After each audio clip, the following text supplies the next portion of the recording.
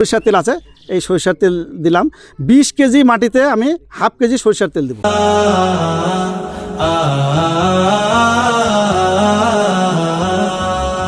এটা হলো কীট বিতারক মাটি দিয়ে তৈরি মাটি। এখানে যেই মাটি তাতে কখনোই রাসায়নিক সার এবং কীটনাশক ব্যবহার হয় নাই।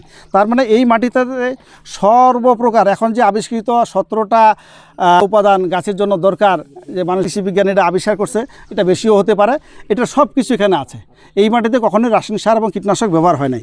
এরূপ মাটি আমরা 5 ফিট খাড়া কাটব। খাড়া কাটার পরে সাইড থেকে আমরা চেঁচে নেব মাটি আস্তে আস্তে করে। হ্যাঁ, চেঁচে নিয়ে এই মাটিটা নিচে, এই মাটিটা এখন আমরা এই গুঁড়া করে নেব।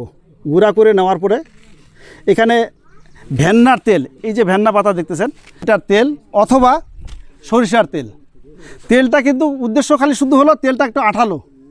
আমি যখন পাতায় স্প্রে করব বা ফলে দিব, ফলে যেন মাটিটা আটকে যায়, এই জন্য তেলটা দেওয়া। তেলটার কিন্তু আর কোনো কাজ নাই। আমরা এখন সরিষার তেল আছে, এই সরিষার তেল দিলাম। 20 কেজি মাটিতে আমি হাফ কেজি সরিষার তেল দেব। দিয়ে এইভাবে মাটিটা মেখে নিলাম। মেখে নেওয়ার পরে এই মাটি আমি 200 লিটার পানিতে দিলাম। আর এখানে আমি দেব 6-7 কেজি গোমূত্র হয়, যত পুরাতন হবে, না হলে পরে আমার মানে তাজাটাই আমি দেব। দিয়ে পরের দিন 24 ঘন্টা পরে আমি গাছে ছেঁকে নিয়ে স্প্রে করব। আর এই স্প্রেটা যদি আমি পূর্ণিমা বা অমাবস্যার সময় করতে পারি সবচেয়ে ভালো, কারণ ওই সময় পাতা নিচে পোকা ডিম পারে।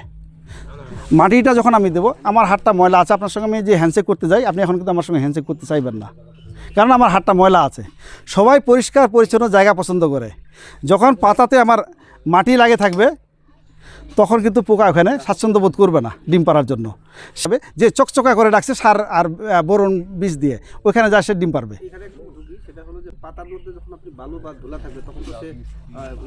সালোক সংশ্লেষণের ব্যাপার না, এটার পরীক্ষা করে কোনো সমস্যা পাওয়া যায় নাই যে সালোক সংশ্লেষণের সমস্যা হচ্ছে। আর আমার এখন এখানে আমি গাছে স্প্রে করা আছে, পাতা দেখলে বুঝতে পারবেন যে মাটি স্প্রে করা আছে এবং ফলগুলি আলহামদুলিল্লাহ যথেষ্ট ভালো আছে। আমি কৃষক ভাইদেরকে বলবো যে পেস্টিসাইড ব্যবহার না করে খুব সহজলভ্য, আপনার একেবারে কোনো পয়সা ছাড়াই একরকম হবে।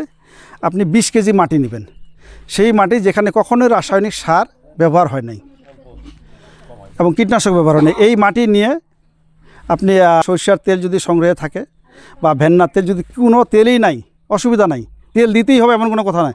আপনি শুধু মাটিটা 200 লিটার পানির সঙ্গে মিশাবেন আর 5-7 লিটার গোমূত্র ওখানে দেবেন। 24 ঘন্টা পরে সুন্দর করে ছেঁকে নেবেন, নাহলে আপনার স্প্রের মেশিনের নালা জাম হয়ে যাবে। সুন্দর করে ছেঁকে নিয়ে গাছে স্প্রে করবেন, আলহামদুলিল্লাহ পোকা হবে না। এটা আমার পরীক্ষা করা। আপনাদেরকে আমি আমার গাছে যে এখনও মাটি লাগিয়ে আছে, বাগানের দিকে, ওই বাগানে ঢুকলে আপনারা দেখতে পাবেন যে গাছে এখনও মাটি লাগিয়ে আছে এবং ফল সুন্দর আছে। খুবই সহজ পদ্ধতি। আমাদের উদ্দেশ্যই হলো যে আমরা খরচ কমায় আনবো এবং ভালো উৎপাদন করব।